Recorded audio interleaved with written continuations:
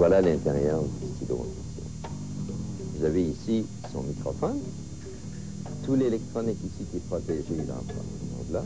Et voilà l'alimentation, les 3 petites piles de montre qui permettent de faire fonctionner ce stylo. L'hôtel Pléiade vendu à des intérêts torontois? Je comprends pas. Il va y avoir quelqu'un qui est au courant de nos transactions. À malin, malin et demi, dit le proverbe. Quand il découvre qu'il est lui-même espionné, cet homme d'affaires commet une grosse erreur. Pour faire appel à des experts en contre-mesure, il utilise son propre téléphone.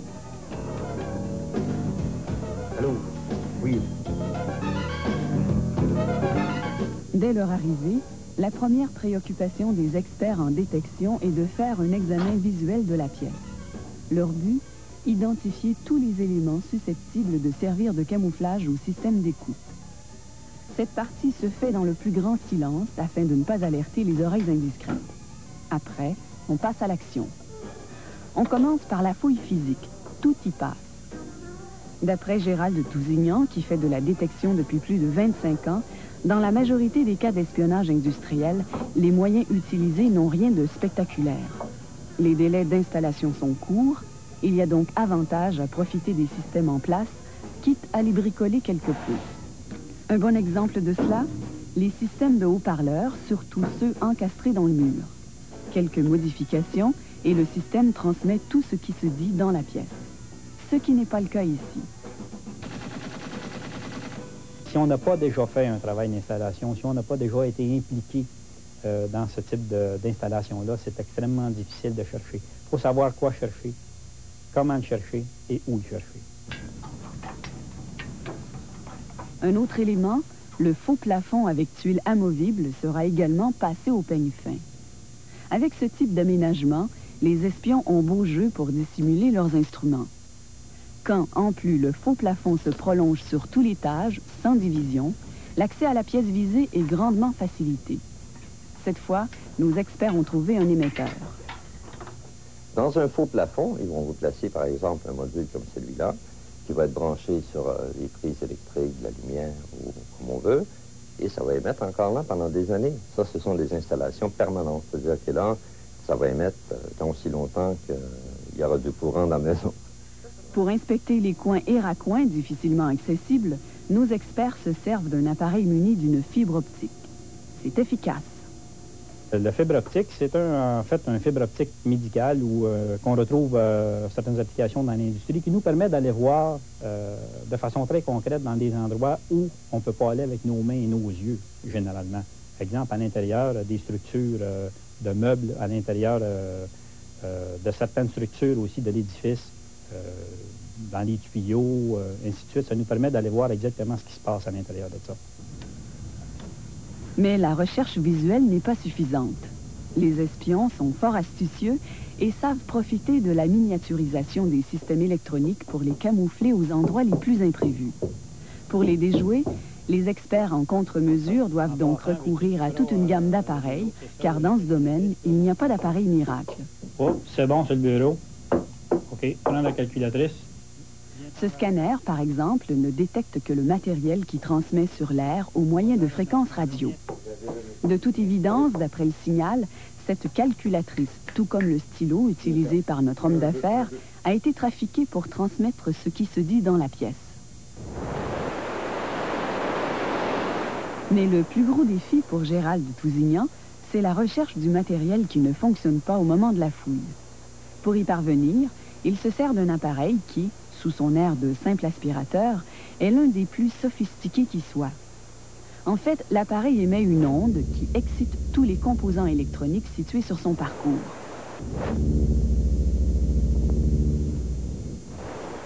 Ceux-ci, à leur tour, renvoient un signal perçu dans les écouteurs. D'après le signal, cette rallonge à prise multiple a été bricolée pour transmettre ce qui se passe dans la pièce. L'espion a su trouver un moment opportun pour venir l'installer.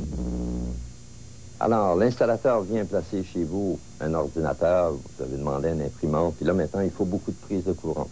Alors, ils viennent de placer une rallonge électrique, comme celle-ci, où tous vos appareils sont branchés, ça fonctionne très très bien.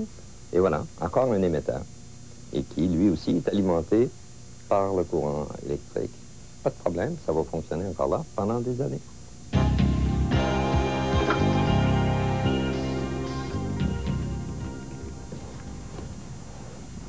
Allô? Jean? Pour voler de l'information, tous les moyens sont bons.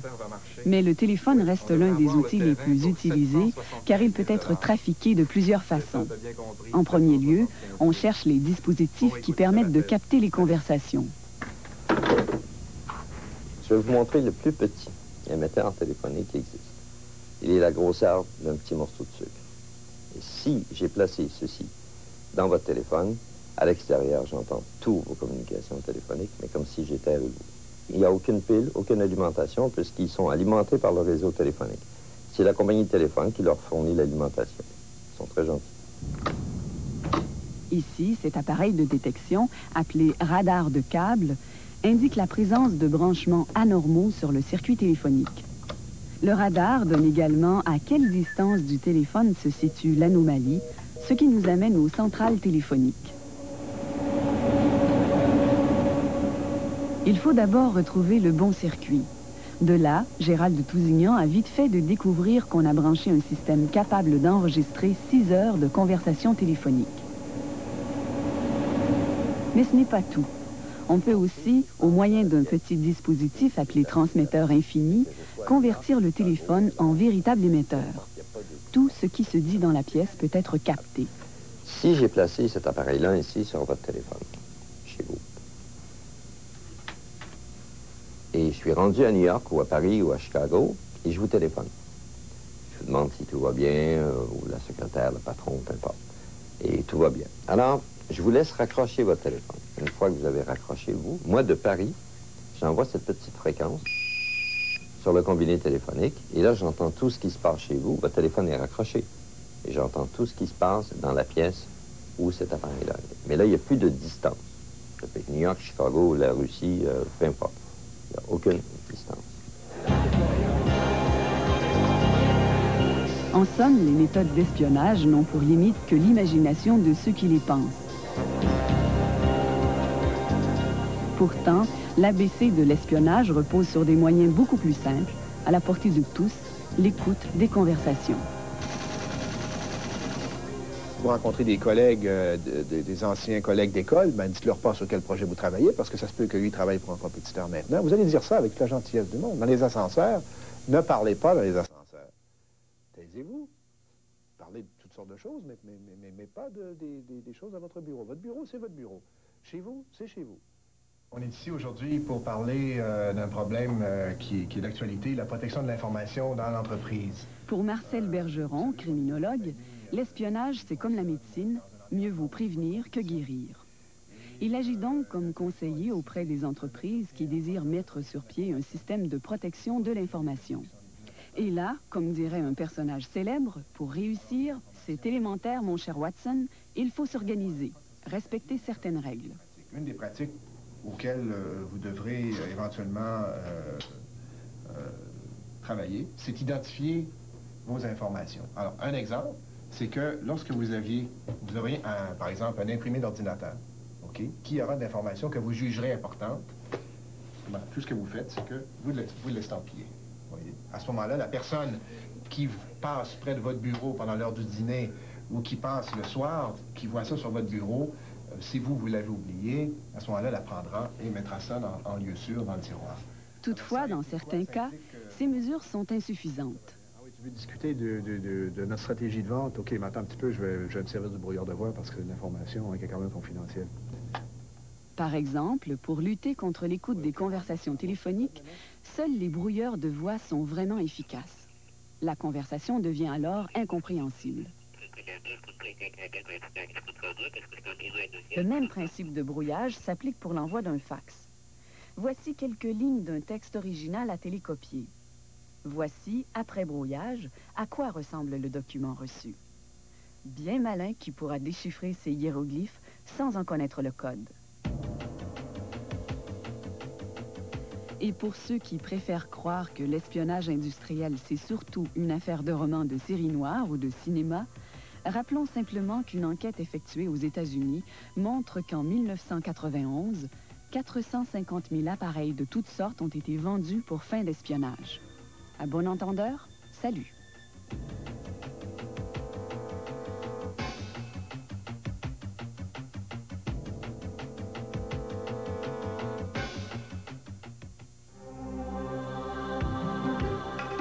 En novembre 1972, le Canada lance Anik 1. Il est le premier pays à se doter d'un satellite national. Ce satellite, relié à un réseau international de télécommunications spatiales, permet de desservir les régions éloignées et peu peuplées. Il offre près de 10 000 circuits téléphoniques ou 10 voies de télévision en couleur. Et il s'avère moins coûteux que le réseau terrestre câblé traditionnel. Au retour, les impacts d'astéroïdes. Durant la vente anniversaire chez Ameublement Tanguay, les prix sont réduits sur toute de chambre à coucher 6 morceaux à 999 $. Courez la chance de gagner un voyage à Londres, 5 000 $ de fourrure ou un Géo Tracker. C'est le temps d'en profiter. C'est la fête chez Ameublement Tanguay, 2200 boulevard des Récollets, coin Jean 23. Salut, ici Lara Fabian. Je suis très fière d'avoir été invitée à prendre le départ de Passeport vers le sommet. C'est le deuxième spectacle d'une série de... L'astéroïde avait frappé notre planète, cela aurait pu changer le cours de l'histoire humaine. Car un objet de cette taille aurait pu facilement détruire une ville de la grandeur de New York et aurait projeté dans la haute atmosphère des quantités énormes de particules et de poussière qui, avec le temps, auraient englobé la planète entière, bloquant le rayonnement solaire, entraînant la mort des plantes et des espèces animales qui en dépendent. Il y a plus d'1 million d'années, un astéroïde entrait en collision avec la Terre, dans une région qu'on appelle aujourd'hui le Nouveau-Québec. Ce lac est en fait un cratère. C'est la trace laissée par l'astéroïde. Le cratère du Nouveau-Québec mesure 3,4 km de diamètre. Il est tellement profond qu'on pourrait y mettre la tour Eiffel sans qu'elle ne dépasse. L'impact de l'astéroïde qui a heurté le Nouveau-Québec était 8500 fois plus puissant que la bombe lâchée sur Hiroshima.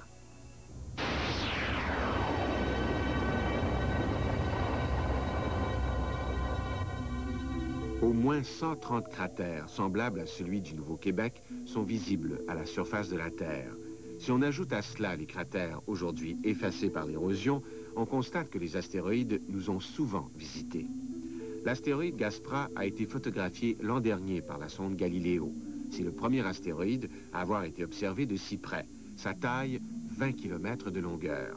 L'impact d'un objet comme celui-ci avec la Terre mettrait en péril l'humanité et signifierait des extinctions massives d'espèces. Un tel scénario se serait produit il y a 65 millions d'années. C'est à cette époque que les dinosaures et plusieurs autres espèces animales ont soudainement disparu de la Terre.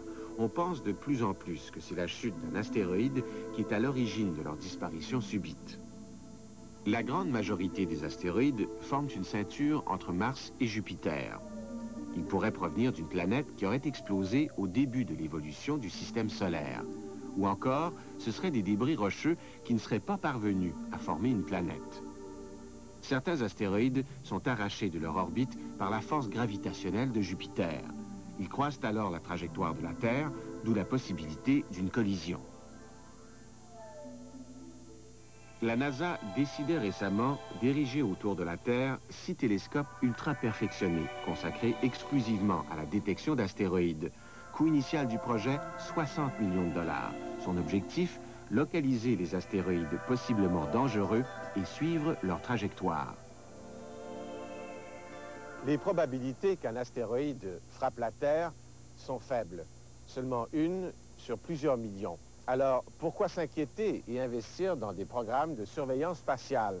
À cela, des astronomes répondent que les conséquences d'un gros impact sur Terre seraient si catastrophiques que cela vaut vraiment la peine d'essayer de déterminer s'il y a véritablement des astéroïdes qui nous menacent, dans le but éventuellement de pouvoir dévier leur course ou à tout le moins de pouvoir prévenir les populations afin d'organiser des évacuations dans le but de sauver des vies.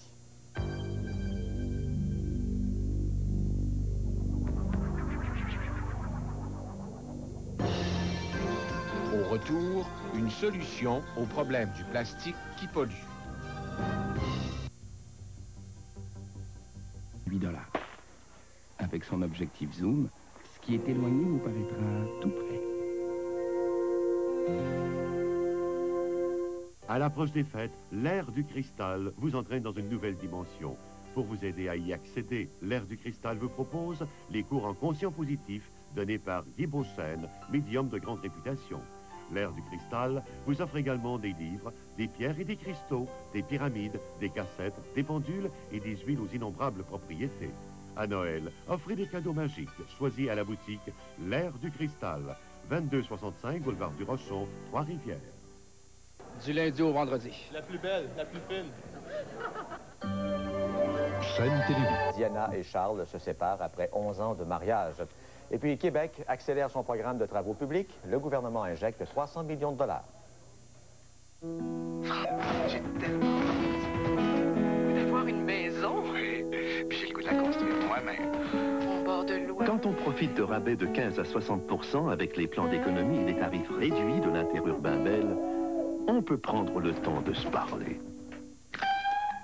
Un bébé, ou deux, ou trois. L'interurbain, c'est Bell. On se retrouve dans une heure. Ménage à l'auditoire Saint-Joseph. Il a tellement de respect pour ce public que pendant la semaine anniversaire, il avait pris bien soin d'inviter tout le gradin. Oh! Parmi sa horde de supporters, sa femme est vraiment sa plus fidèle meneuse de claques. Parce que lorsqu'il en regarde une autre, il en mange toute une en arrière de la tête. Voici celui qui, soir après soir, réussit encore à épater la galerie. Mesdames, messieurs, Jean-Pierre Cavalier! Hey!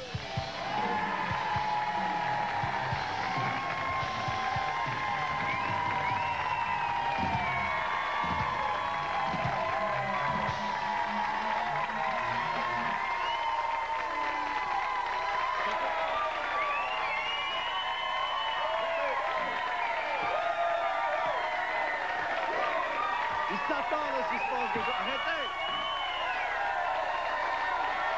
S'il vous plaît.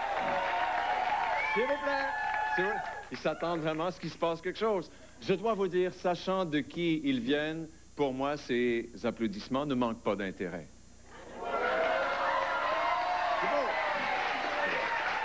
Et si vraiment, mon cher Christian, je suis la poune du talk show, t'es vraiment le ticoun des annonceurs. Alors, la poune du talk, j'ai un contrat de 100 ans qui m'attend, gros dur. Bonsoir, mesdames, bonsoir, mesdemoiselles. Bonsoir, messieurs! Et que le bonheur soit avec vous et avec votre télécouleur. Voici un autre ad-lib de belle tenue, soignant, heureux, avec des gens intéressants qui ont des choses, des gens fascinants qui ont des choses à vous raconter, avec des stars aussi. Puis les stars, il y en a dans le public ce soir. Je salue bien bas l'équipe, les gens de la Banque Laurentienne de Brossard avec M. Réal Guilbeault, le directeur. Soyez les bienvenus à Adlib. Merci d'être là.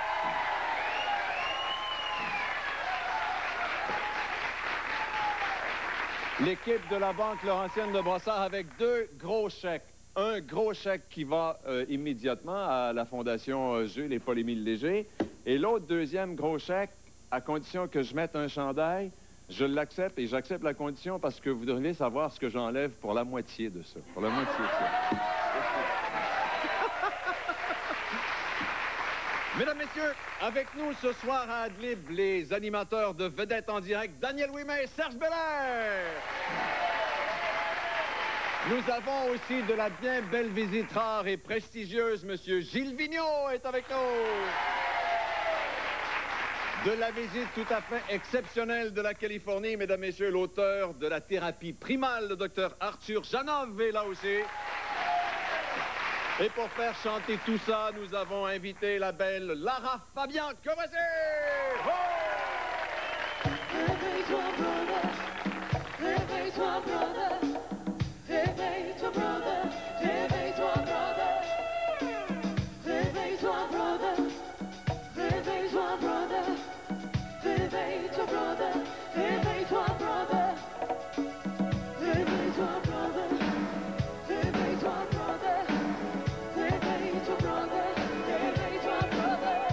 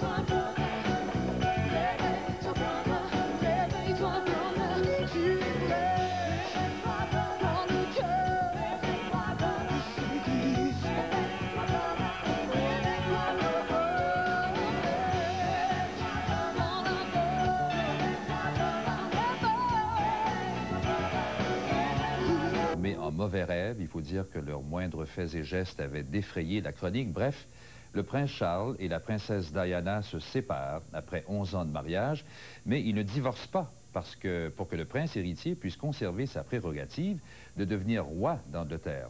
Voici ce que nous a fait parvenir Jacques Bissonnet de Londres. L'annonce a pris tout le monde par surprise. La princesse Diana, toute souriante ce matin, poursuivait ses activités normales et le prince Charles, lui, de son côté, faisait de même. Rien ne laissait présager l'annonce d'une séparation, surtout pas à quelques jours du remariage de la princesse Anne. C'est le premier ministre britannique, John Major, qui a officiellement annoncé la séparation du couple. The Prince and Princess of Wales have decided to separate. Une séparation donc, mais pas un divorce, ce qui permettrait à Diana, selon John Major, d'être couronnée reine éventuellement. Les deux vivront donc officiellement séparés, mais continueront, comme c'était le cas il y a quelques jours encore, de participer ensemble à des événements officiels. Le prince Charles a épousé Diana Spencer en juillet 1981, et tout le monde parlait alors d'un véritable conte de fées. Mais la lune de miel s'est rapidement terminée et les relations se sont vite détériorées, Diana refusant un jour d'embrasser son mari en public. Il y a eu ensuite toutes sortes de rumeurs rapportées par les tabloïds sur un supposé amant pour Diana et une supposée maîtresse pour Charles. Et que dire aussi de leur attitude l'un envers l'autre lors de récents voyages officiels. Ils n'apparaissaient pas ici tout à fait heureux ensemble.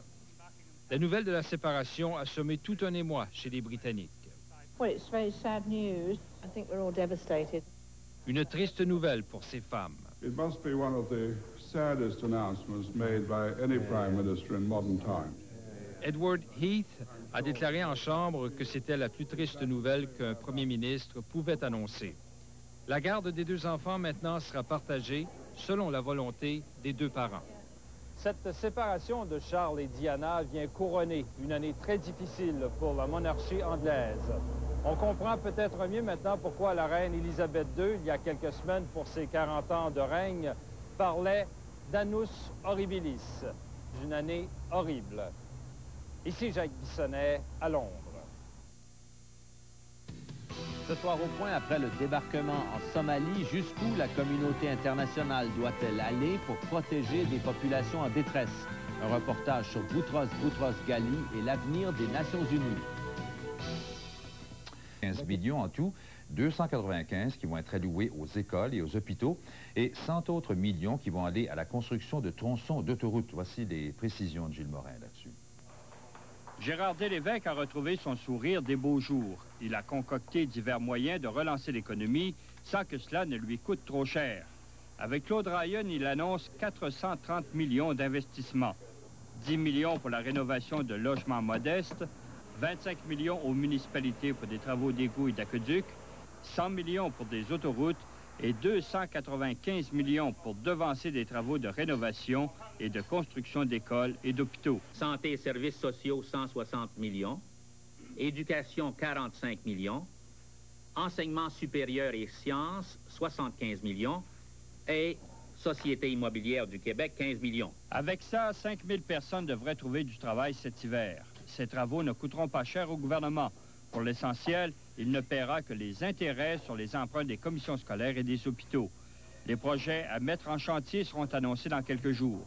Les 100 millions pour les autoroutes sont déjà prévus au budget. Le gouvernement les dégage pour accélérer la construction de l'autoroute 30 au sud de Montréal et du tronçon de la 50 entre La Chute et Mirabel. L'aide à la rénovation domiciliaire doit répondre à des besoins bien particuliers. Ce ne sont pas des logements de classe moyenne ou de classe bourgeoise, ce sont des logements destinés à des ménages à revenus très modestes. Ces projets répondent en partie aux exigences formulées plus tôt par le chef de l'opposition.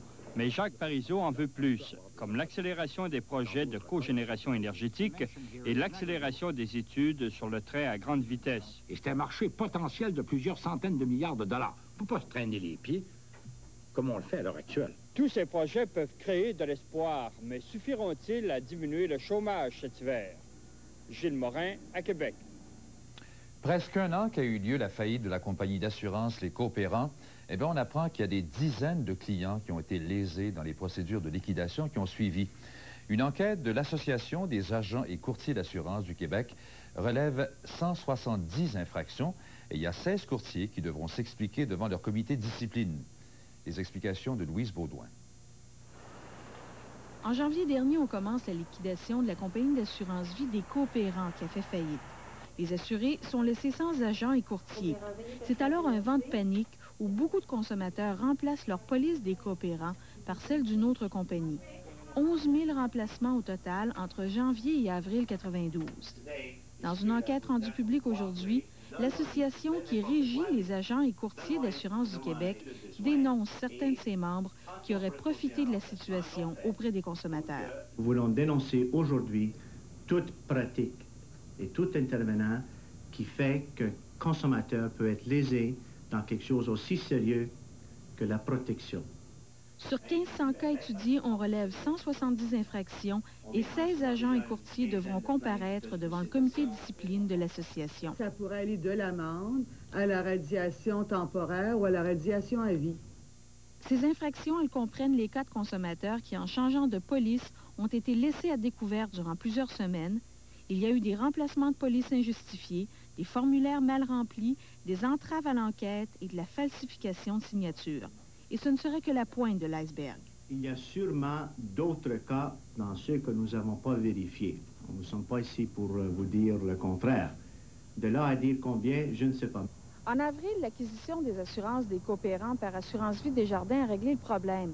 Mais en attendant, l'Association des courtiers et des agents demande au gouvernement du Québec d'adopter une loi qui imposerait un gel temporaire des assurances vie lorsqu'une compagnie est liquidée.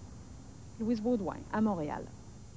Le ministre de l'Environnement, Pierre Paradis, ne comprend rien à l'acquittement hier de la compagnie Laidlaw qui était accusée d'avoir contaminé les lagunes de Mercier. À son avis, si une décision comme celle-là venait à faire jurisprudence, il craint que ça ne paralyse le travail de ses fonctionnaires et de sa police verte. Le résumé de Marc Blouin. Le 10 mai 1991, la police verte découvrait sur les terrains de la compagnie Laidlaw 500 barils et 350 condensateurs enfouis depuis le milieu des années 70. Ces déchets contenaient des concentrations de BPC phénoménales. Image à l'appui, le ministère de l'Environnement pensait avoir tous les éléments de preuve.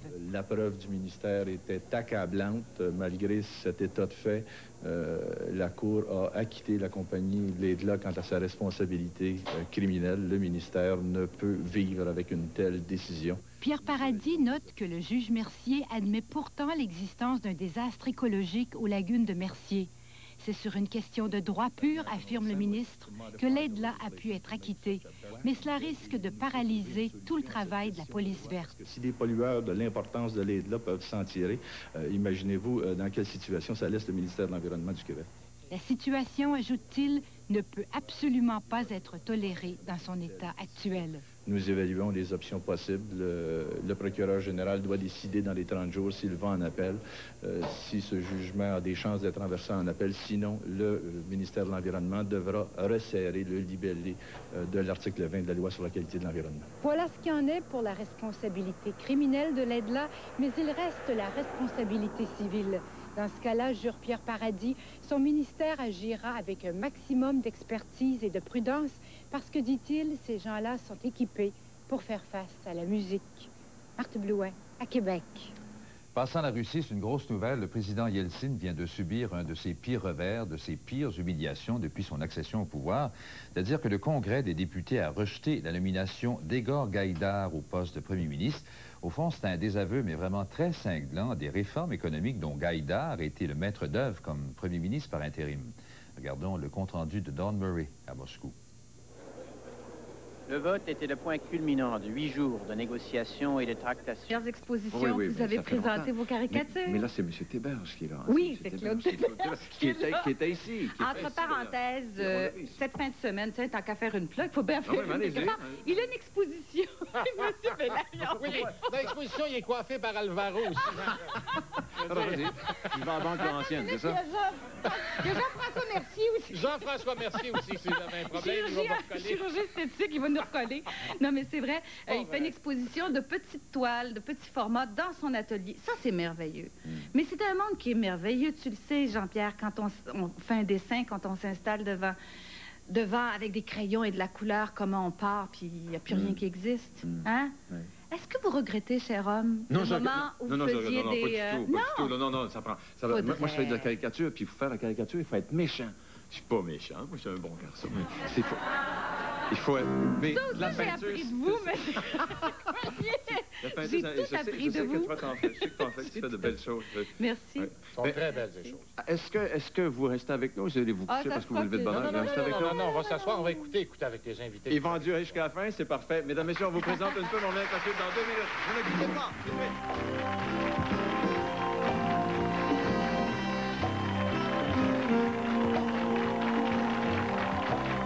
Présentement chez Désiré Meubles, c'est le rabais incroyable et optez pour la solution désirée. Désiré Meubles, 70 rue Saint-Georges, Cap de la Madeleine. Volume 1, voici les grands numéros 1 du rétro, volume 2.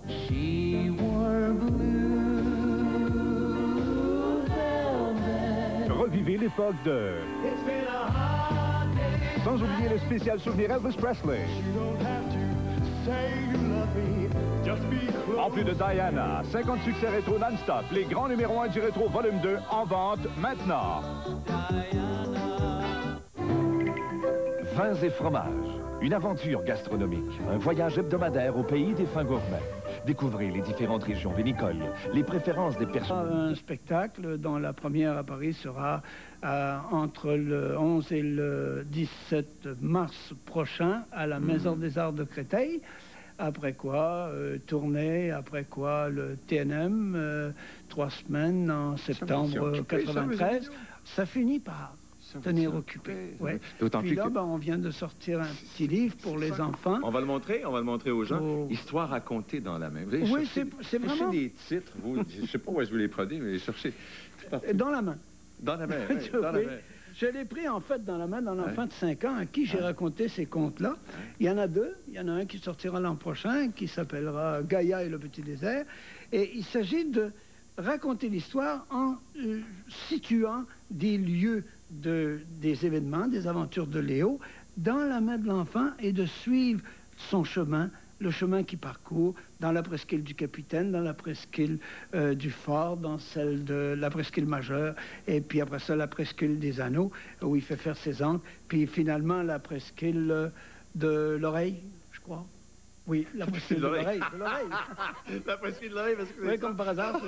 Alors, après ça, il revient, puis il y a un étang ici dans lequel il trouve la solution au problème qu'il a rencontré dans toutes les presqu'îles. On suppose qu'autour, c'est la mer et que les doigts sont des presqu'îles. Et la plupart du temps, quand on réussit à se rendre à 2-3 presqu'îles, l'enfant, il est endormi. Alors, il y en reste pour le soir d'après. Qui a pensé à ça? C'est vous? Soi-même.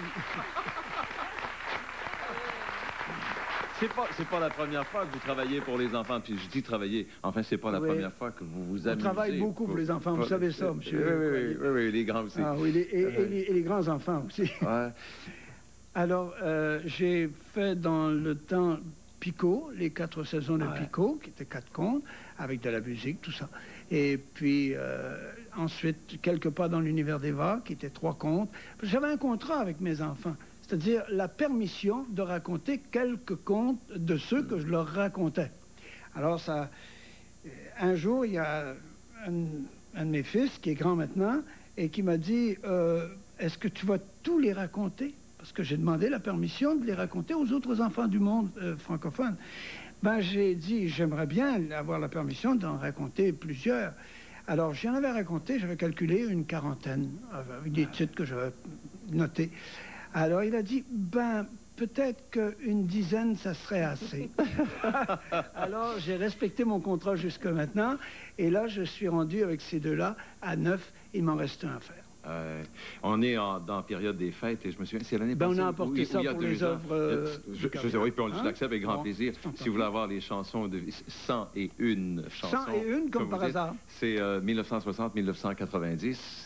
C'est de bien jolies chansons. On a essayé de choisir les 101 meilleures. Est-ce que vous allez encore passer Noël à Sainte-Adèle? Je le vois tous les ans à la messe de minuit à Sainte-Adèle. Ça m'est arrivé. Oui, j'ai déjà vu là, oui. Il reluque du côté sud aussi, après ça. Hein? Il reluque un peu le côté sud. Ça m'est arrivé, c'est pas défendu. Monsieur Vigneault, vous permettez aussi de mettre votre, votre grand nez, de mettre votre nez... C'est déjà fait. Dans les dictionnaires. Dictionnaire québécois d'aujourd'hui. Vous n'êtes pas un petit peu mal à l'aise de participer à un dictionnaire qui est d'une certaine façon vilipendé par l'Académie des lettres dont vous êtes médaillé? C'est un honneur. Et je vois pas de médaille. Là, où est-ce qu'elle est votre médaille de la elle est chez nous, parce que c'est gros. Si je portais les médailles que j'ai reçues, je nagerais pas avec, hein. Et ce sont parfois de grosses médailles, de grosses choses très intéressantes à recevoir et très, très belles, très prestigieuses, mais ça n'empêche pas la critique. Je vais vous dire, par exemple, le dictionnaire quelque chose de santé. Ouais. Il y a dans ce dictionnaire une chose que je n'aime pas. Je vais commencer par la chose que je n'aime pas. Il y a un mot qui est « T ». T-S-E. Ah, tu sais, je veux dire. Ça veut dire, oui. Moi, j'ai horreur de l'expression parce que l'expression est bonne en français. C'est simplement « tu sais ». Ce que je veux dire. Mais c'est contracté un peu, serré, ça presse. Et c'est prononcé rapidement. Mais une prononciation comme ça ne crée pas un nouveau vocable à mon point de vue. C'est, ça va pas. D'ailleurs, il faut se méfier de ce mot « tse ». Dans le dictionnaire, il est à côté il y en a d'autres aussi. Il est à côté, un instant, il est à côté de « tse ». Non, mais j'ai un propos, hein, je vais le tenir, vous me permettez. Il est à côté de tsetse. Le mot suivant, c'est tsetse. La mouche qui donne le sommeil. Faut pas s'endormir dans ces affaires-là. Hein? Faut pas laisser un dictionnaire nous endormir, si sympathique soit-il. Par ailleurs, il y a quelque chose d'intéressant à la page 492, vous le trouverez, vous aurez l'occasion de le trouver. Il va le fouiller, il va le trouver. C'est que entre les mots fine et le mot et finaux, vous allez trouver quelque chose d'intéressant, c'est fin de semaine. Ah, fin de semaine, oui. Que les Français continuent de prononcer week-end. Oui. Moi, je trouve ça intéressant de retrouver notre fin de semaine là-dedans. Alors que les puristes préféreraient sans doute qu'on prononce parking, week-end, shopping, etc. Alors, moi, je trouve que si les puristes veulent absolument une cause, ils peuvent s'adresser en ce moment au gouvernement Bourassa, qui s'apprête à rénover, soi-disant, la loi 101. Là, il y a une cause. Vous lâchez pas, M. Vigneault. Là, il y a une cause. Non, il ne faudrait pas que les puristes lâchent non plus. Le bulldog de la langue. Merci. Vous restez avec nous, M. Vigneault. Publicité, mesdames et messieurs.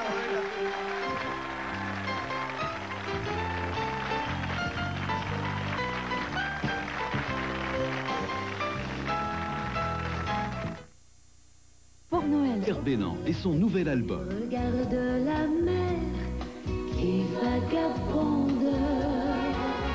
Les plus belles mélodies de tous les temps. Tressel sous toi. Si j'étais la Joconde. Revivez vos souvenirs. Vivre ensemble, il faut savoir aimer.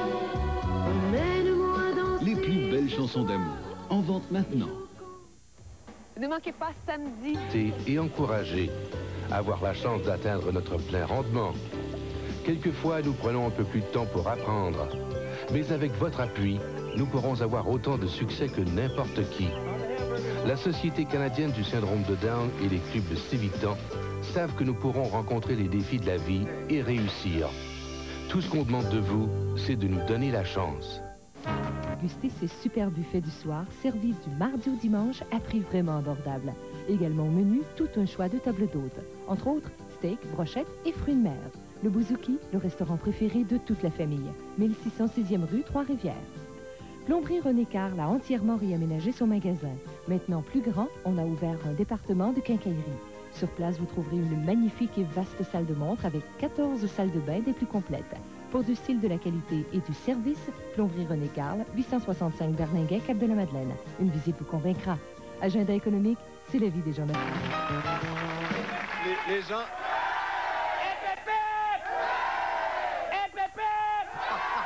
Hey, MC M. Goyer, on voudrait pas déranger votre excellente émission. C'est une bonne émission! Mais là, on va dire, je vous dis, qu'on considère que vous avez un talent extraordinaire. Y a-tu un talent, ce gars-là? Puis vous invitez, on les trouve avec monsieur Ouimet, Mme Bélair, tous les matins à CKVL. Je suis plugué là-dessus à 9h le matin. Ils sont hot! Sont-tu hot? Ils sont tellement hot, j'ai pas dit mon toaster, je mets mon pain direct sur le radio, puis ça toast, c'était écœurant. Puis, Monsieur Viau, quel grand poète. Monsieur Viau, là, il écrit des chansons, mon chum, ça rime à toutes les lignes. Et moi, je me rappelle, comment ça s'appelle donc? La rivière Mingant, Jack Monologue était fringant. Ça rime, mon chum, c'est écœurant. Puis là, on a appris le serment du parfait public. Nous autres, on voudrait vous le réciter, ça vous dérange-tu? Juste, 30 secondes, fini, on continue après. C'est long, là. J'aime Jean-Pierre Coallier. Je dirai bonsoir, messieurs. J'applaudirai fort. Je me snifferai devant les pitreries loufoques de Jean-Pierre Coallier, même si dans le fond, j'ai trop plate environ. Oubliez ça. Et j'ai hâte à demain alors que vous allez accueillir Martine Chevrier. 2. Joël Legendre. 3. Stéphane Trousseau. 4. Jonathan Mélenchon. Hey, on est petits bons, c'est pas bon. Bravo, yeah!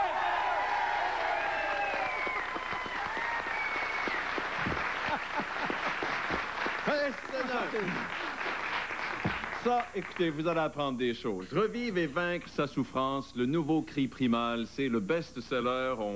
On ne peut plus à la mode par les temps qui courent. L'auteur est en tournée de promotion au Québec, mesdames, messieurs, le docteur Arthur Janov. Que voici, docteur Janov.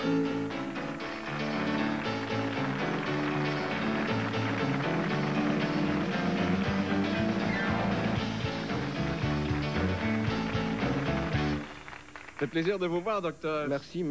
C'est intéressant ce que vous racontez là-dedans, mais c'est pas facile. Non. C'est pas facile. Vous ne croyez pas. C'est pas facile à lire non plus. Il y a des grands bouts, c'est un petit peu plus compliqué. Petit mot, mais grand bout. Hein? Oui, petit mot, grand bout. Qu'est-ce que c'est? Si on revient à la base, qu'est-ce que c'est, docteur Janov, le cri primal?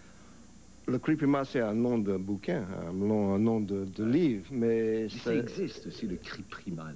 Le cri existe, mais ça n'a rien à voir avec la thérapie primale. La thérapie primale, c'est une façon de revivre les traumatismes de l'enfance, même la naissance, et toutes les choses qui se passent traumatiques dans l'enfance. Si on était laissé seul, souvent on n'était pas caressé assez, on n'était pas entendu, des choses comme ça. Le petit enfant, il souffre. On reste marqué par ces choses-là? Parce que c'est engravé, imprimé dans le cerveau, dans le système partout. Et il reste là toute votre vie. Sauf, il y a moyen maintenant de faire sortir tout ça. Donc, et c'est ça la thérapie primale, c'est ça? Oui. Ça se passe comment? Je sais, vous avez des cliniques à Los Angeles, à New York, à Paris, un tout petit peu à travers le monde. Mais ça se passe comment? Doucement. On tente de donner accès aux sentiments aux gens. Petit à petit, les sentiments qui sont la partie souffrante, qui est dans le cerveau quelque part comme circuit réverbérant, vous voyez? Et petit à petit, on donne accès. Mais il y a une autre façon d'expliquer tout ça. Quand l'enfant est seul, quand il souffre, quand il se sent pas sécurisé, abandonné et tout ça, pas caressé, il y a une grande souffrance. Et pour protéger contre la souffrance, il y a des portails, des gates dans le cerveau qui ferment contre cette souffrance. Et ils ferment en permanence. Donc, on a petit à petit, on perd accès aux sentiments, à soi, si vous voulez. Et donc, il y a des portails plus épais, si vous voulez. Et petit à petit, il y a un plafond de répression contre cette souffrance. Et dès qu'il y a un plafond de répression, il y a des symptômes, parce qu'il y a une pression dedans. Une grande pression, une anxiété, une dépression. Ça, c'est des mots presque savants, docteur Janov. Mais je veux savoir, si moi je vais à votre clinique, à Los Angeles. Oui. Je vais faire une thérapie primale. Oui. Vous me faites faire quoi? Vous me faites revenir dans mon enfance, quoi? Oui. On dit que c'est violent. Il y a des gens c'est des murs capitonnés. Racontez, là. Il y a des salles capitonnées, très silencieux. On est allongé. Il n'y a pas de meubles. Parce qu'au début, j'ai eu des meubles, mais c'était détruit tout de suite. Donc, j'ai plus les meubles. Pourquoi? Pourquoi quoi? Parce qu'il y a de la violence, ce sont des... Oui, il y a de la violence, il y a des sanglots, il y a des cris, il y a des larmes. Il y a beaucoup de larmes qui sont réprimées aussi. Oui. Et dès qu'on sort les larmes, on sort tous les chimies, comment on dit, la biochimie des endorphines. C'est-à-dire il y a des systèmes de morphine qu'on fabrique dedans. Et dans les larmes, on trouve ces petites endorphines, des molécules qui exactement comme la morphine. C'est Vignon, oui. Oui, nous sommes tous comme des silos, à l'intérieur duquel il me semble qu'on accumule des choses, Voilà. Puis là, ils trouvent le moyen de faire sortir tout ça. Et quand c'est sorti, on va mieux, on va beaucoup mieux. Et la colère, c'est beaucoup la réalisation qu'on a perdu quasiment son âme. On a perdu une vie à ne pas exprimer ça. Voilà. Oui. On a perdu. Alors la colère devient violente. Et on va mieux après. Oui, beaucoup mieux. Il y a plus de symptômes, plus d'hypertension, des choses comme ça, plus de dépression, parce que c'est vraiment une approche très systématique, très méthodique, si vous voulez. Est-ce que c'est ça le rebirth? Le rebirthing, moi j'ai découvert le rebirthing il y a 25 ans, et maintenant il y a une grande, comment on dit, une industrie de rebirthing qui est très dangereux, n'a rien à voir avec ce que je fais maintenant. Il y a des fois quand mes patients revivent la naissance, et on a filmé ça, on mesuré ça avec des systèmes de cerveau et de measurement de l'électrophysiologie et tout ça. Donc ça c'est bien contrôlé. Mais le rebirthing movement, c'est un truc des charlatans. Et c'est dangereux, il faut pas faire ça. C'est très dangereux. Ça dure combien de temps, une séance de thérapie primale? Chaque séance est illimitée, c'est-à-dire le patient, on prend un seul patient pendant 1 mois ou 3 semaines par thérapeute. Donc il n'y a pas 8 par jour, il y a un pendant 3 semaines. Oui. Et les séances sont illimitées. Et ça dépend du sentiment, le feeling, et combien de temps le feeling dure dans le patient. Et ça coûte combien, docteur? Combien de séances de... Non, mais c'est pas par séance, c'est presque par les mois. Ouais.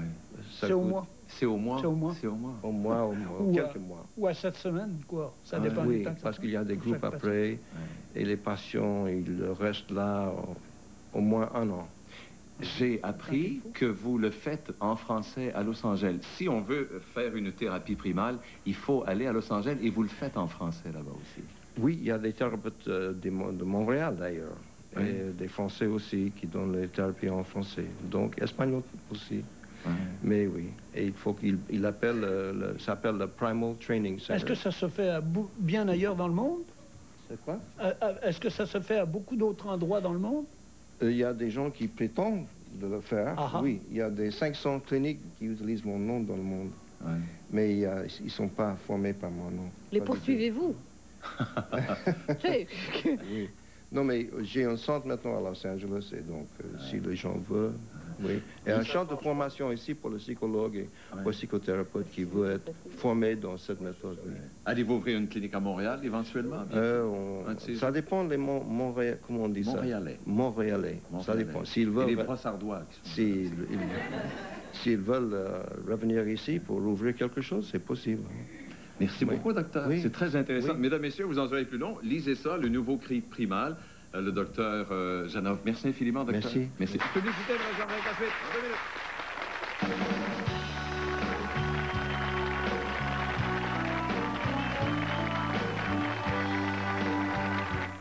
Suivant le hasard, il est certain que nous n'avons pas une démocratie de relations internationales.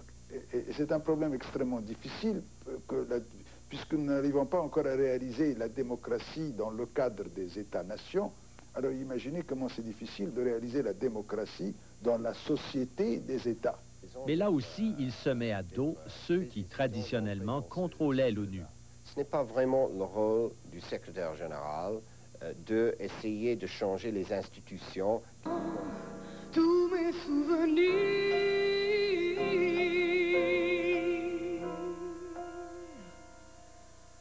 Oh, quand j'entends chanter Noël, j'aime revoir mes joies d'enfant. Le sapin scintillant comme la neige d'argent. Noël, mon beau rêve blanc.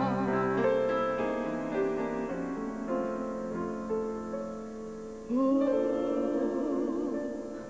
quand j'entends sonner au ciel l'heure où le bon vieillard descend, je revois tes yeux clairs, maman,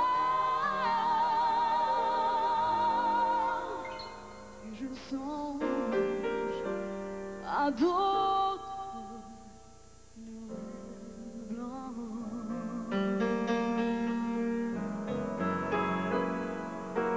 oh, quand j'entends chanter au ciel l'heure où le bon vieillard descend, je revois tes yeux clairs, maman,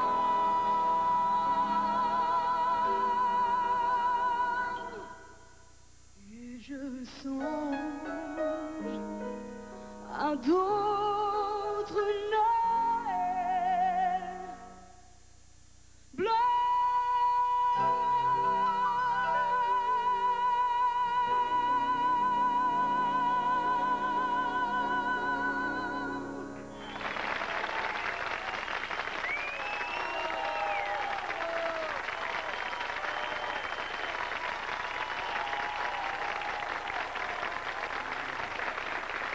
Bravo.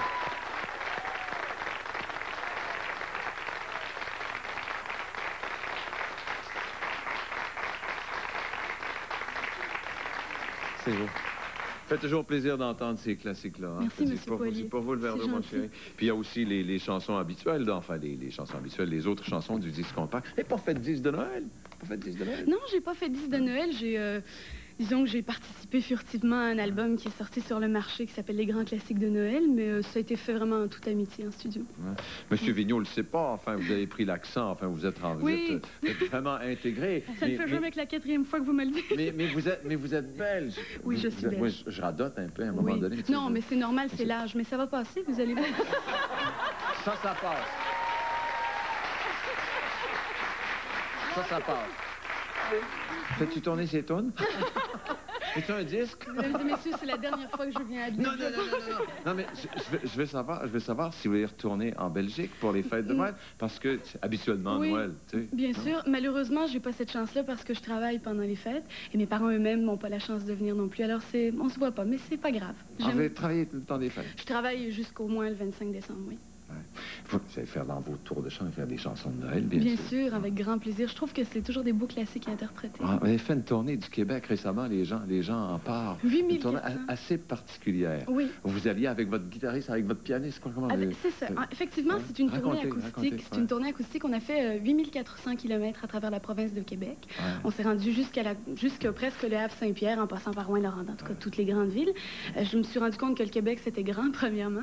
Puis, deuxièmement, c'est une ambiance très différente qu'on a installée dans les entrevues parce qu'on branchait nos guitares dans les consoles et on chantait mes chansons en version plus acoustique. C'était assez intéressant, ça a beaucoup plu. Puis il y a des régions que j'ai particulièrement aimées, bien sûr. Êtes-vous allé au pays de M. Vignon? Natashquan? Pas loin, Havre-Saint-Pierre, là. Oui, mais je ne me suis pas rendue jusqu'à Natashquan, non. Ah, il faut y aller. Avec grand plaisir. Oui, c'est spécial. Je me souviens aussi du théâtre de Verdure, c'est l'été passé aussi. Oui, le 15 ça juillet. marchait bien fort. Oui, oui, c'est Mick Jagger faisait ma première partie, c'était extraordinaire. C'est bien, il y avait pas mal de monde, il y avait 3500 personnes, j'étais très fière. C'était la première, mes parents étaient, mon papa était venu voir ça. C'était bien, oui, j'aimais ça. Merci cette belle visite, Laurent. Ça me fait plaisir, on va vous passer une visite, mais avant la pub, mesdames et messieurs, vous allez voir, c'est des images de Réveille-toi, Brother. C'est ça. C'est le vidéoclip de la vieille Laurent, là, que vous allez voir. Là, c'est son vieux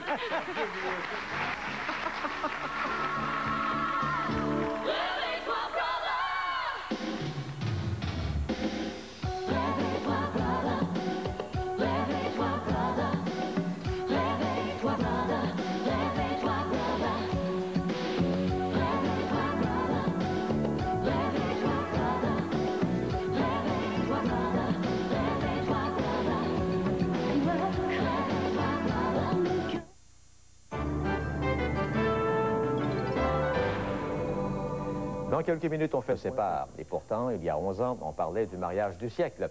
Aux surprises, Québec investit 300 millions. Pour bien voir et comprendre les combats de la vie.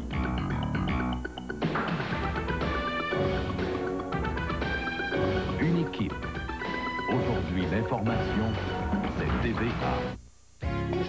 Chocolat? Oui, oui.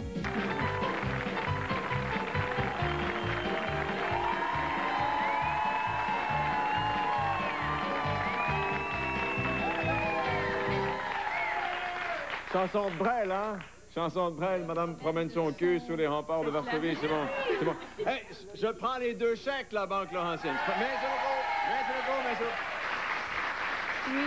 Racontez, ma bonne vieille. Racontez, ma bonne vieille. Ah, Racontez. Es-tu plate? Plate. Non, vous êtes beau. Savez-vous que vous figurez dans la chronique Les hommes les plus séduisants du Québec, vous êtes mon 2e. C'est vrai? Je me suis rachetée. Je serai toujours 2e, c'est ça mon drame. Raconte. Oui, vite l'anecdote, c'est ça. Je suis dans une radio, puis quelqu'un débarque de je sais pas où, puis il y a une fille à côté de moi qui dit, regarde donc, il a l'air de venir des Boulamites. Puis moi, pour faire intelligent, je dis, c'est quelle région du Québec, ça? Les Boulamites, tu sais, c'est... En tout cas... Ben, il y a une région qui s'appelle les Éboulements. En tout cas, les Boulamites, c'était pas une région, puis j'ai eu l'air nono, c'est ça. Merci beaucoup, Laurent Fabian, merci beaucoup. Plaisir. Monsieur Vigneault, merci pour cette sacrée belle visite. Et puis, il ne faut pas oublier, mesdames et messieurs, histoire racontée dans la main, avec les presqu'îles et tout ça, tout ça, tout ça. Et n'oubliez pas qu'un dictionnaire, c'est une radiographie. On ne peut pas retoucher la photo. C'est pas intéressant de retoucher la photo. Sauf, docteur, telle quelle. Sauf, docteur, il ne faut pas que le patient bouge. Puis la langue québécoise, ça bouge. Je pense que on va en faire un autre. C'est fait pour... Ben oui, l'année prochaine. C'est fait pour faire bouger. Avez-vous vu comme ça fait parler déjà? Oui, c'est bon, c'est la meilleure publicité. Elle tourne 7 fois, hein? Je vous souhaite de joyeuses fêtes, M. Vigneault. Merci. À vous vraiment. Madame Louis-même, M. Belair, merci pour cette belle visite. Continuez à faire la bonne publicité que vous nous faites à CKVL le matin. Avec grand plaisir. J'allais dire, Q, notre premier 15 minutes qui est fait pour demain. C'est bien, merci infiniment. À demain, mesdames, messieurs. Portez-vous bien. Demain, 22h, un autre radio. Merci beaucoup.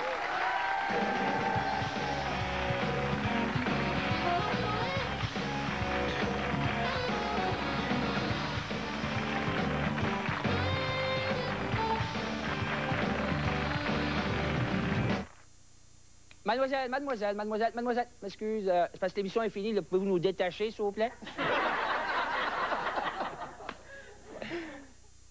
Inutile de fuir. Montréal fut longtemps le parent pauvre de celui de Québec. Cela changea à partir de 1809 quand le fabricant de bière John Molson lança le premier navire à vapeur au Canada, l'Accommodation, et fit lui-même construire les premiers véritables quais. Ce qui accéléra ensuite les choses fut la construction en 1836 de la Maison de la Douane, indispensable au commerce, puis les premiers travaux de dragage pour permettre aux plus gros navires de circuler. Et après 1900, la construction des élévateurs pour entreposer le grain de l'Ouest qui arrivait par train consacra le rôle du port de Montréal comme porte du continent vers tous les pays. Venez y entendre les grands bateaux vous parler des 4 coins du monde.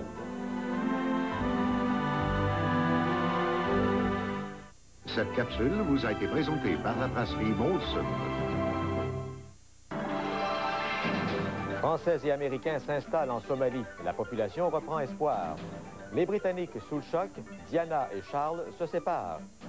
Québec accélère son programme de travaux publics. 300 millions. Dont un enfant de 4 ans. Sur ces images, tournées par un vidéo-amateur, on voit un homme aider une personne prise au milieu des flots. Malheureusement, il le fera au prix de sa vie. Décidément, ce n'est pas l'année de la famille royale britannique. Cette fois, c'est le prince Charles et la princesse Diana qui se séparent après 11 ans de mariage. En fait, on se doutait depuis longtemps que ça n'allait plus, mais n'empêche que ça a été un choc pour la Grande-Bretagne, en tout cas.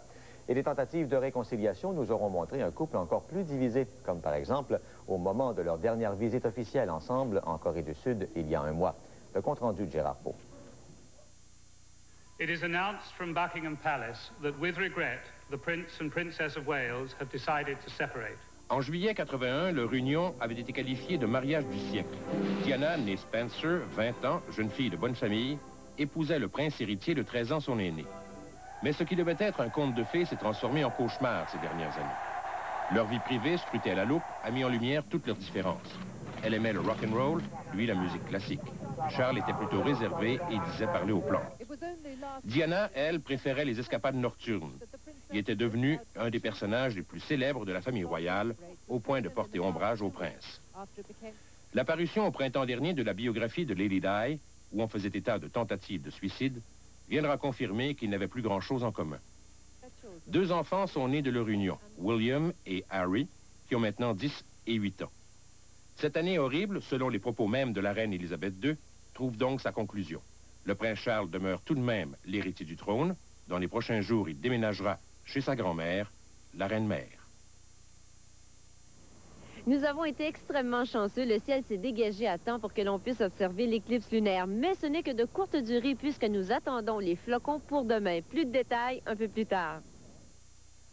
Claude Castonguay démissionne de son poste au Sénat. Nommé sénateur en septembre 90 par le premier ministre Mulroney, M. Castonguay a trouvé très décevante son expérience de 2 ans en politique fédérale. Il avait été notamment coprésident de la toute dernière commission d'enquête sur l'unité nationale. Et puis il s'était prononcé pour l'entente constitutionnelle de Charlottetown que les Canadiens ont rejetée au référendum du 26 octobre dernier. Le gouvernement Mulroney va amender la loi sur la radiocommunication pour rendre illégale la divulgation des conversations sur téléphone.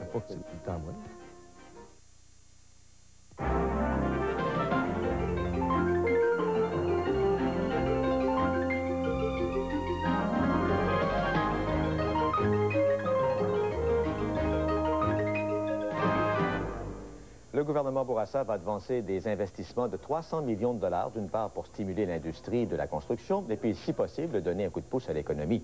L'opposition péquiste, elle, en aurait voulu beaucoup plus. D'ailleurs, Jacques Parizeau a présenté aujourd'hui son propre plan de relance économique. Paul Larocque. Gérard Delévesque n'a pas perdu son légendaire sourire malgré tous les problèmes de l'économie. Claude Rayonne non plus du reste. Bonne nouvelle, aujourd'hui, le ministre des Finances annonce 300 millions de plus en investissement public, ce qui créera ou consolidera 5 000 emplois, pense-t-il.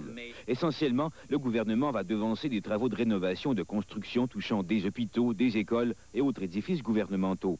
À cela s'ajoutent 10 millions dans un programme de rénovation domiciliaire qui ne touche pas cependant les résidences privées. Et pourquoi pas, Gérard Delévesque annonce une deuxième fois l'octroi de 100 millions de dollars pour compléter les autoroutes 30 et 50, des travaux qu'il a déjà annoncés dans son dernier budget. Accélération des investissements publics. Mais mon Dieu, vous avez la réponse. Ça n'a pas pris de temps. Effet du hasard ou pas, le chef de l'opposition avait déjà sonné le tocsin quelques heures auparavant. Jacques Parizeau propose son propre plan de relance, plus ambitieux. C'est qu'il semble considérer que le gouvernement s'est contenté jusqu'à maintenant de se tourner les pouces. On va avoir les pépines dans le champ, là, moi, je dirais presque 1 milliard de plus en 2 ans. Parmi les projets qu'il veut activer, la salle de concert à Montréal et aussi le centre des congrès à Québec. Il veut aussi la convocation d'un grand sommet économique dès le mois de janvier prochain. Mais avoir la volonté politique de faire quelque chose, de bouger.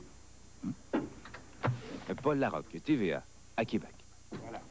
Et pendant ce temps-là, il y a des mauvaises nouvelles pour l'économie des régions. D'abord, à Daveluiville, près de Victoriaville, 250 travailleurs perdent leur emploi. Après 47 ans d'activité, l'usine de meubles d'Aveluiville, la plus importante manufacture du coin, ferme ses portes pour de bon. On s'y attendait. Le chiffre d'affaires de l'usine a fondu de moitié en 3 ans et les employés avaient refusé d'accepter des réductions de salaire. Dans la vallée de la Matapédia, à Sébec, 200 personnes ont manifesté aujourd'hui, inquiètes de la fermeture éventuelle de l'usine Panval. Cette usine, qui fabrique des composantes de meubles, a licencié la moitié de ses employés en 9 ans. En plus, une partie de la production se fait maintenant à Drummondville. La direction se fait toutefois rassurante et les parties doivent se rencontrer d'ici peu. Novembre, l'action de grâce chez les Rogers à Wimberley. Au deuxième étage, à l'écart, un petit garçon de 10 ans qui ne fait rien comme tout le monde, mais qui essaie. He may look better, but I don't think he's better off physically. Il y a 4 ans, Dustin est tombé malade. Épuisement, maux de tête, infection aux yeux, aux oreilles, à la gorge, gonflement et crise nerveuse. Il dormait 15 heures par jour et ne mangeait plus. He looked like he was a child from a concentration camp. Février 88, la toute nouvelle école élémentaire Scudder de Wimberley ouvrait ses portes. 70 enfants sont revenus chez eux ce jour-là avec les symptômes de Dustin. Tous intoxiqués, croit Connie. Formaldéhyde émise par les panneaux de bois, colle forte, tapis neuf et une très mauvaise aération. The best thing is keeping him away from what he was exposed to, like the camera or perfume. It makes me feel like I don't fit in with everything. Dustin a terminé sa journée à l'air frais parce qu'en mettant l'œil dans notre caméra, son visage s'est mis à noircir et à enfler. Une poursuite de 4,5 milliards de dollars a été logée contre l'architecte, le constructeur et les manufacturiers de l'école Scudder.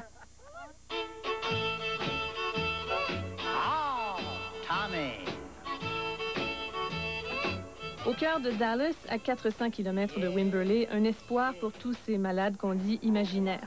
Allergiques au plastique, aux polis à ongles, au polyester et quoi encore, la plupart d'entre eux ont reçu des diagnostics de dépression, de burn-out, jusqu'à ce qu'ils trouvent ici une oreille attentive. Entre les murs de porcelaine, dans des chambres de contrôle où l'air est purifié, les patients passent au test. M. Newman attend sa femme, empoisonnée, croit-il, par le formaldéhyde de sa roulotte neuve. I'm sure she'd be dead today if it wasn't for the health center, because she was almost dead up there in Illinois when they sent her down here. Very large professional and scientific organizations now fully accept that this is a real problem and requires extra effort and research. La somme des poisons dans notre environnement aurait intoxiqué à différents degrés entre 15 et 20 de la population américaine. C'est ce que croient les experts. Ce qui fait dire aux malades qu'ils sont les cobayes oubliés d'une expérience sans précédent à l'échelle planétaire. Sophie Thibault, TVA, au Texas. Maintenant, comment devient-on chimico-sensible? Qui est à risque? Bien, les réponses à toutes ces questions dans un dernier reportage, dimanche 18h, à l'émission L'Événement. On a un grand besoin d'organes humains. Malheureusement, les donneurs se font de plus en plus rares. C'est le cri d'alarme qu'a lancé Québec Transplant aujourd'hui. Cet organisme est responsable de la récupération puis de la transplantation des organes. Il annonçait ce matin ses nouveaux objectifs, augmenter le nombre de donneurs de 10% pour les 5 prochaines années. 800 malades sont actuellement en attente d'une greffe. Lucie Paquin. Si le nombre de donneurs est à la baisse, vous et moi ne sommes pas en cause. Les Québécois sont bien informés et généreux. 90% des familles que l'on approche dans les hôpitaux acceptent le don d'organes d'un de leurs proches, bien que la décision soit difficile. Il y a 4 ans, Lise Héron perdait sa fille dans un accident d'auto. Au moment où on nous a demandé de consentir à ce qu'elle donne ses organes, franchement, ça ne nous disait pas. Parce qu'on a toujours...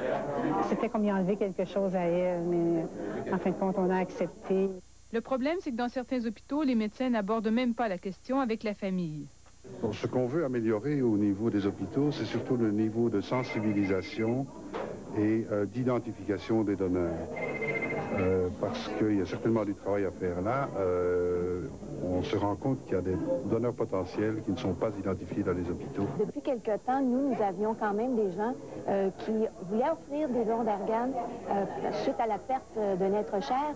Et dans certains hôpitaux, ils disaient qu'ils n'avaient pas le personnel ou les qualifications pour garder un donneur en vie artificiellement. Pour augmenter le nombre de donneurs, Québec Transplant mise sur une nouvelle équipe de 9 coordonnateurs.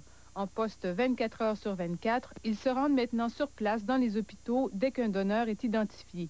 Il voit à la surveillance des donneurs, les contacts avec la famille. L'éclipse, voilà, et c'est évidemment la Lune qui entre dans l'ombre de la Terre jusqu'à la totalité, n'est-ce pas? Et c'est pendant la totalité que l'on peut observer le phénomène de la couleur, c'est-à-dire de ce rouge-brun foncé. Une espèce de couronne toujours. Voilà, qui encercle, qui donne l'ombre, qui projette l'ombre, la Terre, c'est-à-dire sur la Lune. Alors c'était intéressant de pouvoir observer ce spectacle. Les gens qui se sont rendus sur place ont pu voir au télescope aussi. C'était évidemment plus facile de pouvoir observer le phénomène. Oui, alors puis il y avait même un spectacle spécial ce soir au Planétarium d'art à Montréal pour permettre aux gens d'observer justement le phénomène, de le comprendre un peu plus aussi.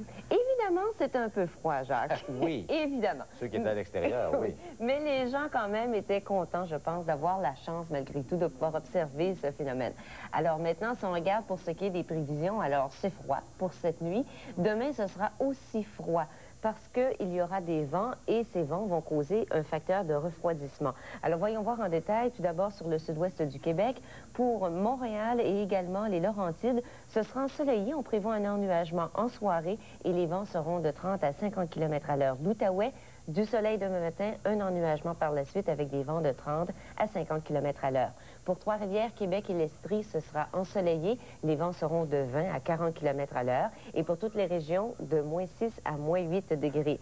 Plus à l'est, Rivière-du-Loup, Rimouski, Chicoutimi, Sept-Îles et Carleton, eh bien, c'est pas compliqué. Du soleil partout, maximum de moins 6 à moins 8. Shefferville et Fermont, eh bien, Fermont, ce sera du soleil, quelques nuages, ennuagement graduel pour Shefferville, avec des vents de 20 à 40 km à l'heure. Rouyn-Noranda et la baie James, eh bien, ce sera un ennuagement suivi de faibles neiges passagères et ce sera venteux. Et en 5 secondes, la Floride. Rapidement. Alors, averses et orages en matinée, dégagement par la suite, maximum de 24 à 28 degrés. C'est pas drôle. Merci, Lise. Au revoir. Voilà, c'est tout, mesdames, messieurs. C'est Jacques Moisard. Bonne fin de soirée. Jean-Paul Chartrand est de retour pour vous présenter les nouvelles du sport ce soir. Au revoir.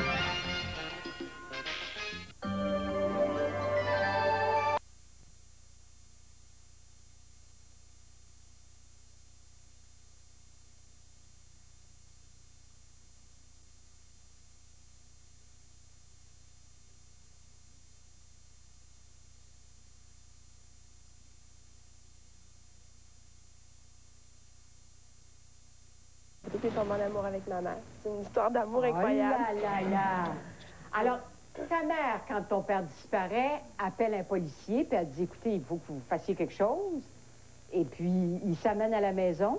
Oui, il s'amène à la maison, puis ça a commencé comme ça. C'est sûr que je me souviens, bon, des crises qu'elle a fait, là, elle pleurait, puis tout ça, je me souviens de tout ça, même j'avais 3 ans, bon, quand il est disparu. Ça va faire 24 ans en janvier, il est parti le 3 janvier. Puis, je me souviens comme si c'était hier, là, je me souviens des chansons qu'elle écoutait quand il pleurait, tout ça. Puis, je me souviens que lui, il venait jouer avec les autres, parce qu'au début, on l'appelait mon oncle Denis, parce que on dit pas tout de suite notre père tout de suite, mais après ça, c'est ça. On a commencé à l'appeler mon père, on faisait du camping, tout ça. Je vais t'arrêter, là, on me fait des grands signes, on a un problème de micro, j'imagine qu'ils vont s'occuper de ça. Oui. Mais je t'oublie pas, Chantal, et je reviens à Marie-Josée. Ils vont arranger leur histoire de micro pendant ce temps-là. Marie-Josée, quand on se fait laisser très tôt comme ça par son père, et bon, qu'on rêve de le retrouver, j'imagine, quelle sorte de sentiments tu vivais par rapport à lui? C'est assez dur à expliquer. Finalement, c'est quelqu'un que j'ai pas connu. J'ai connu jusqu'à 4 ans. Je me souviens beaucoup de flashbacks de lui. Les sentiments, au tout début, c'était qu'est-ce que j'ai fait à mon père, là, tu sais. Pourquoi moi, là? Il m'aimait pas, je pleurais tout le temps. Après ça, mon père, c'était plus personne. Je le connaissais plus, il n'avait jamais été là dans ma vie. J'avais jamais eu de père, moi. Puis après ça, j'ai eu une autre étape, je me cherchais un père. Je demandais à des gens que j'aimais beaucoup, des hommes. Veux-tu être mon père? Veux-tu être mon père? C'est vraiment ça, ma réaction. Puis maintenant, là, Les jours où je me lève, puis mon père, c'est qui? Je l'aime, je veux le savoir c'est qui, je veux avoir des explications d'autres jours. Je l'haïs, je pourrais le tuer. Je peux pas croire que quelqu'un peut faire ça. C'est pas compréhensible. C'est sûr, il n'y a pas de logique là-dedans. Est-ce que quand tu avais de la peine, comme on sent que tu en as encore maintenant, tu pouvais parler de ça facilement avec ta mère ou tu disais, je vais augmenter sa peine davantage, ça n'a pas de bon sens, et tu gardais cette douleur-là pour toi? Non, j'en parlais. Il faut dire que ma mère est super. Une famille exceptionnelle. La famille qui m'entourait, elle m'a toujours beaucoup aidée. Non, j'ai toujours parlé avec ma mère beaucoup. Puis ma mère a toujours beaucoup parlé avec moi, puis elle était toujours bien ouverte à ça.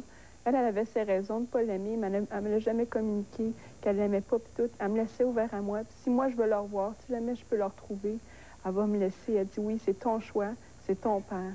Elle dit, moi, par exemple, elle dit, qu'ils viennent pas cogner à la porte, qu'ils viennent pas dire, je t'aime. Elle dit, je sais pas qu'est-ce que je fais. Elle dit, quelqu'un qui aime fait pas ça. Il m'aimait pas, il s'aimait lui pour faire ça. D'après mon opinion, là.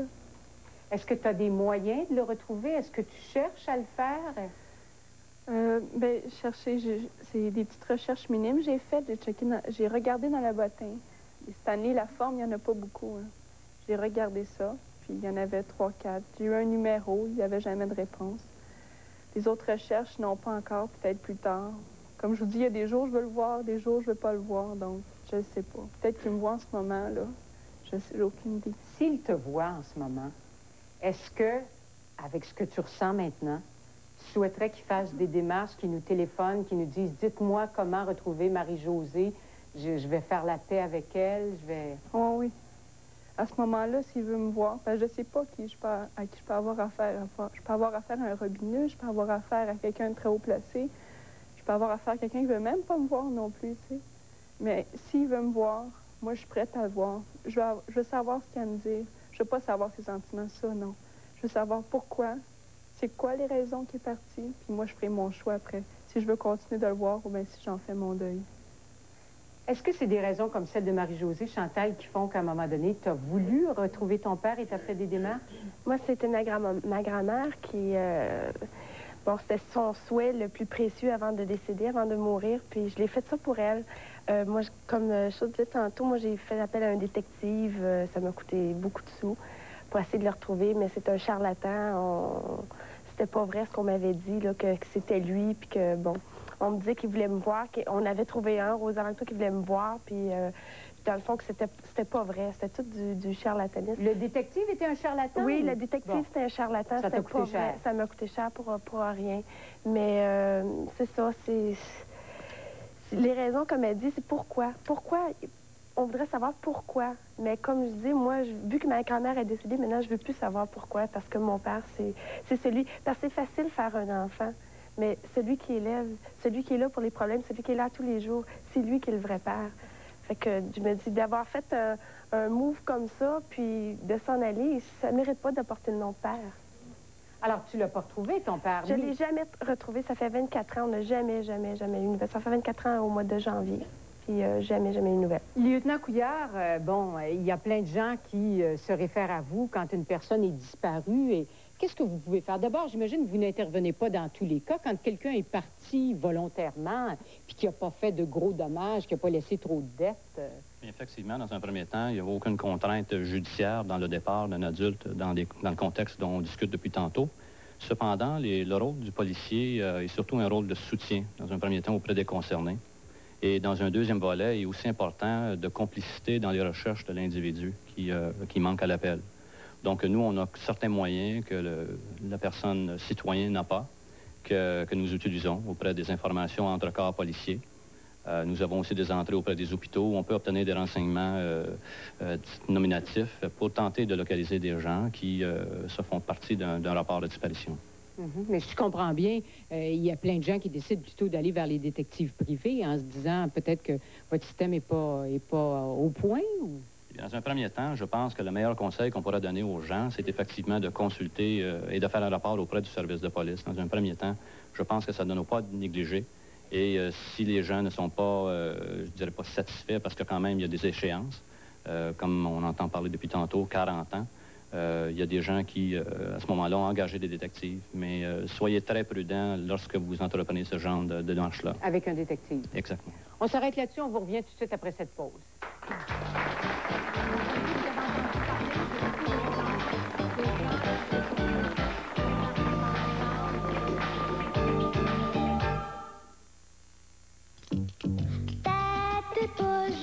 Deux enfants. Et il vous restait 10 ans, puis une petite fille de 2 ans et demi. Il vous restait pas beaucoup d'argent. Ah non, il avait tout vidé les comptes de banque, j'avais fait confiance encore. Et puis les comptes étaient conjoints, il a tout vidé, puis il a quitté. Le matin, il prend son impair, puis il faisait très chaud le 28 mai. Très, très beau. J'ai dit, pourquoi tu pars avec ton impair? Il dit, au cas où. Puis là, il m'a fait un bec, puis il a quitté. J'ai jamais eu de nouvelles. Avez-vous longtemps espéré qu'il revienne? J'ai pleuré, disons, 6 mois. Pas de nouvelles, jamais aucune nouvelle. Maintenant, non, j'ai pas eu espoir, jamais. Parce que le 4 novembre, j'ai reçu ces 4 contraventions là, qui venaient du Times Square, qui n'a pas payé. Et puis là, on l'a suivi jusqu'au Mexique, puis là, on a perdu sa trace. Moi, j'ai eu jamais aucun espoir. Et qu'est-ce que vous avez dit à vos enfants sur leur père? Sur le coup, la petite Judith, elle avait seulement 2 ans et demi. Je n'ai pas rien dit. Tu sais, tout de suite, je faisais un pleurer. Mon fils de 10 ans, je lui ai dit. Et puis, il ne comprenait pas tellement. Tu sais, à cet âge-là, quand même, à 10 ans, c'est jeune, hein. Là, j'étais chez mes parents. J'ai vécu un bout de temps chez les parents.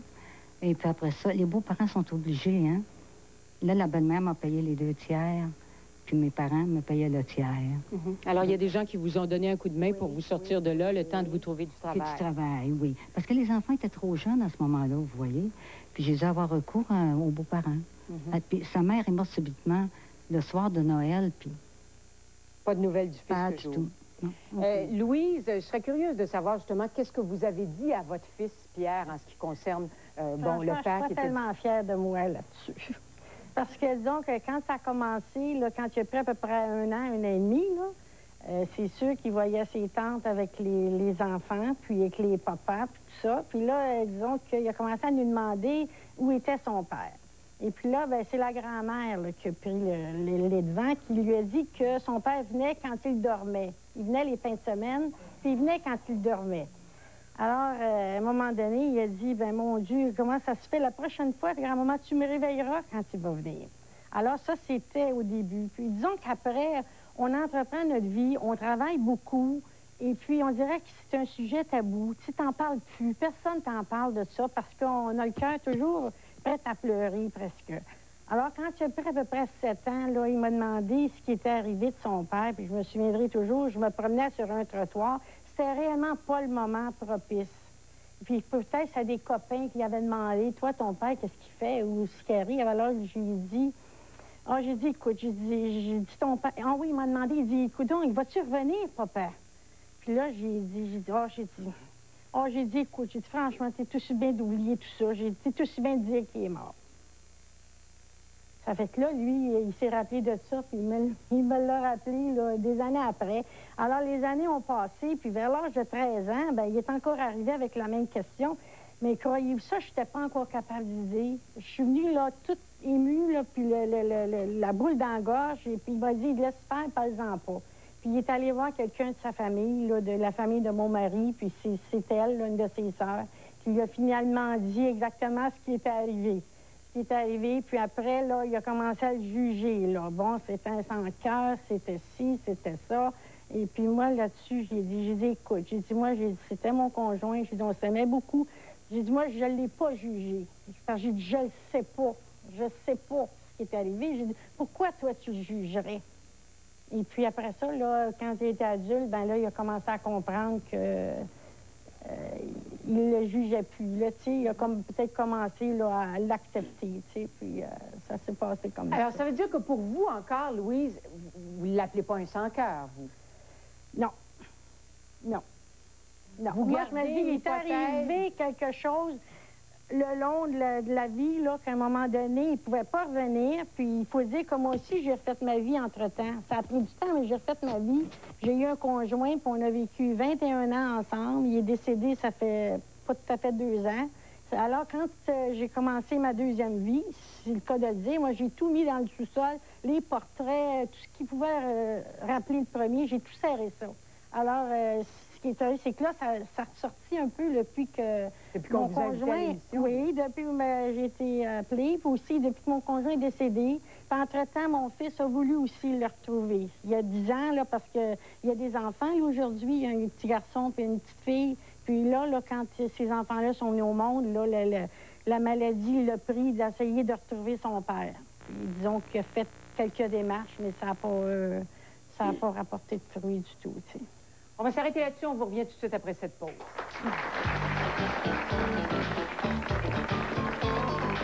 Pas évidemment, bon, l'épouse a beaucoup de peine. Louise nous disait tout à l'heure, ça a pris des années à guérir de tout ça. Mais les enfants ont beaucoup de peine aussi, même si à ce moment-là, ils ne sont pas tout à fait conscients de ce qui se passe. Et on essaie de voir un peu comment on doit leur parler du départ de leur père. Marie-Josée, as-tu l'impression que ta mère t'a parlé de façon correcte de ce qui s'était passé avec ton père? Tout à fait, tout à fait. Elle a été étape par étape. Il y a des choses que tu peux dire à un enfant de 14 ans qui peut comprendre, mais tu ne peux pas dire ça à un enfant de 3 ans. Donc, elle m'a dit les choses qu'il fallait me dire à 3 ans, 4 ans, 5 ans, ainsi de suite. Et est-ce que ça veut dire qu'à un moment donné, quand elle sent que tu as la maturité pour le prendre, il faut te dire toute la vérité, ou s'il faut continuer de dorer la pilule en disant, ben finalement, c'était un bon gars et... Sans dorer la pilule, elle m'a dit la vérité, mais c'est vrai, c'est un bon gars. Il s'est toujours occupé de moi.